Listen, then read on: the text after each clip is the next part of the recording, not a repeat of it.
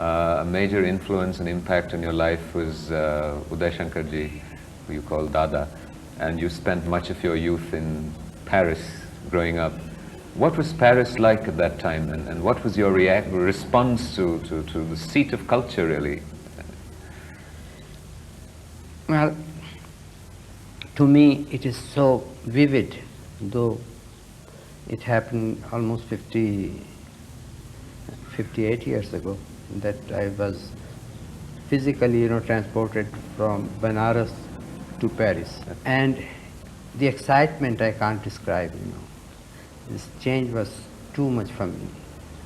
And Paris at that time, as you know, was the seat of the culture, the capital of whole world, cultural, artistic, all the painters, dancers, musicians, name it, they were all there. What impact did the time in Paris have on your personality now that you look back? It was a sort of very bohemian environment. You see, I never had a proper childhood, to tell you the truth.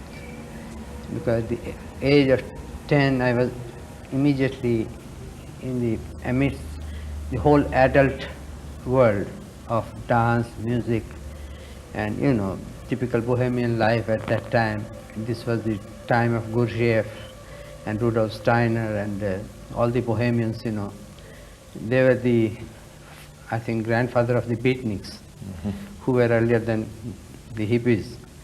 So it was really strange. At that time, I used to be like an observer. I used to be so hungry and try to absorb everything and watch, many things that I shouldn't have. And even going to States when I was in 1932, for instance, it was fantastic when I heard people like Cab Calloway or, Louis Armstrong, Count Basie, Duke Ellington in their prime, in their youth. Would it be an unfair question to ask you what were these things that you watched and you shouldn't have?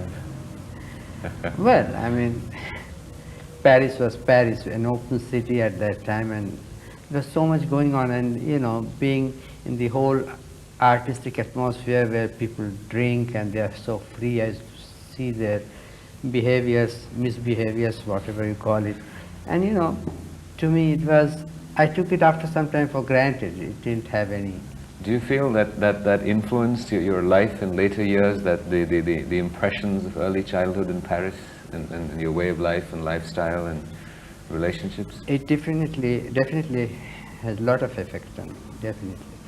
Because I saw far too much, too soon, and too much of it, and it was difficult for me to absorb all of that. Are you able to identify some of these elements?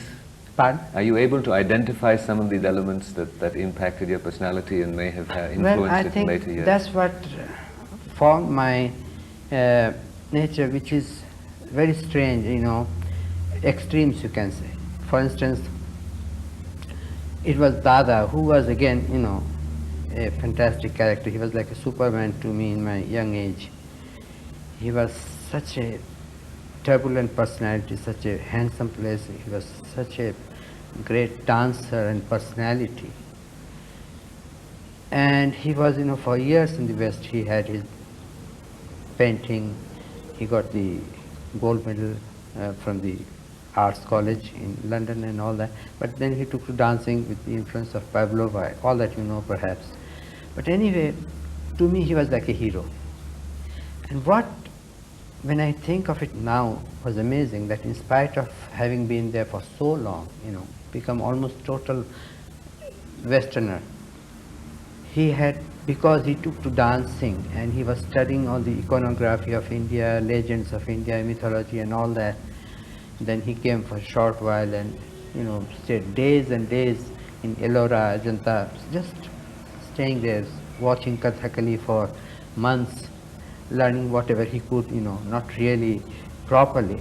But all that made him so deeply Indian.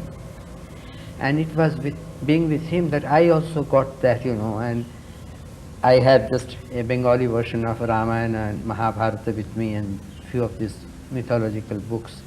I used to read Tagore, of course, Sarat Chandra and all these fantastic writers I used to read. And being in Paris, going to a school even and having or seeing all the life that I'm telling you, I was also at the same time introduced by my brother to this very, very Indian depth of culture, whatever. And that has always been, like the first base, which later on, thanks to my guru Baba Lauddin Khan, through music I got even deeper into it, because our music is so much connected with our old traditions that I had to. And on the other hand, I had the whole Western aspect, eating, living the life and being in it. So I have this like two poles apart very strongly within me. You learned the sitar while you were in Paris, and you almost taught it to yourself in the initial stages. I was fiddling with all the instruments because in the group, we had this huge house, all the instruments. My brother had the largest collection, about 350 original Indian instruments, mostly drums, of course, folk drums and things like that. And I used to, they said I was talented, and I used to sort of take any instrument I could, just little practice, I could play any tune, anything. So no one bothered to teach me properly, you see. But I was a musician in the group also, as well as being a dancer. But when Baba joined, I was about 15. He joined the group for about 1 year and toured with us all over Europe, and he had to come back after 1 year. And at that time, I really realized what music was, and I had seen people like Pablo Casal and Fritz Kassler, great personalities.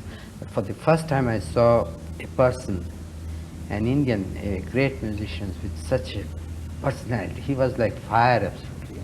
To me, he was very, very temperamental. He used to get angry, and when he used to get angry, God help who was near him, that sort of. But on the other hand, he was so nice, so sweet, and he told me that I have great talent, everything, but this is not the way. Though he started teaching me, he taught me a lot within that 1 year period, a lot of songs, Drupad, Dhamar, Khyal, Thumri, in vocal music, and also put me into the right track of sitar, teaching me guts, many, many things. But he was telling me that, you cannot really go much further in this atmosphere because you are doing far too much. But if you can leave all this and come to me, I'll teach you. And I am sure you'll make a good musician. So that's how he left me, completely bewildered. I was so puzzled after that. I didn't know, and because I was a very good dancer by that time, I had choreographed a solo dance myself and had tremendous, praise for that and touring. And I was about, about 16. And from the age of 16 to 17 and a half, almost 18, that was period when I was, getting a lot of success and becoming a young man. I was having a lot of fun, and the whole glitter and glamour of touring, best hotels. My brother was the first Indian artist, I think, who lived in that standard.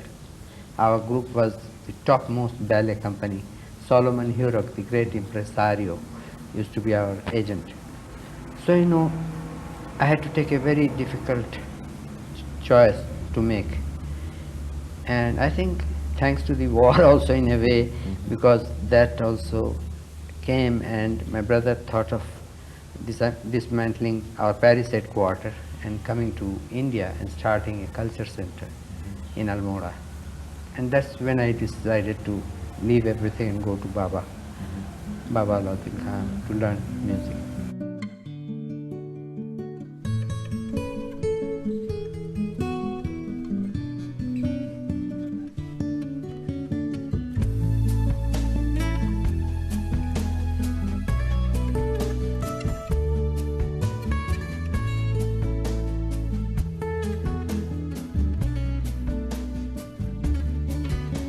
Show me how you do that trick, the one that makes me scream. He said, the one that makes me laugh. He said, and threw his arms around my neck. Show me how you do it, and I promise that I'll run away with you. I'll run away with you.